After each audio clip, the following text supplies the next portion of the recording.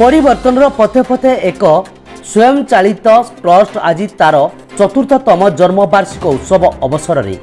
मुख्य अतिथि भाव ओडिया चलचित्र अभिनेता और पूर्वतन MP Siddhant Mahapatra, Padmashri Aruna Mohanty, traffic police SP स्पष्टिक पंडा,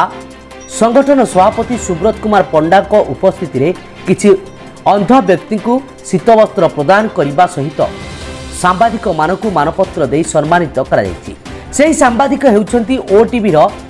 श्री बलराम महांती, अर्गस रो श्री प्रताप कुमार महापात्र, जीटीवी रो श्री मलय रंजन महांती, न्यूज 18 रो श्री सुमंत सुंदराय, कलिंग टीवी चिन्मय पट्टनायक, कनक न्यूज रो श्री लक्ष्मी नारायण कानूनगो, बड़ खबर रो श्री सरोज कुमार जेना, नक्षत्र न्यूज रो श्री सिंपुल नायक, एकाम्र भारत रो श्री अशोक महांती, न्यूज 7 रो श्री प्रशांत कुमार स्वाई, समाज रो श्री रवि नारायण जेना, संवादर श्री विश्वजित दास, सकाळ खबर कागजपत्र श्री प्रियव्रत नायक, भवानी शंकर साहू, ओडिया सम्मान श्री सौभाग्य रंजन महांती,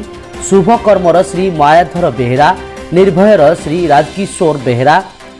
प्रगतिवादी श्री अमित कुमार परिड़ा और पुलिस सुरक्षा बाहिनी श्री वासुदेव प्रधान, जगन्नाथ जयसिंह,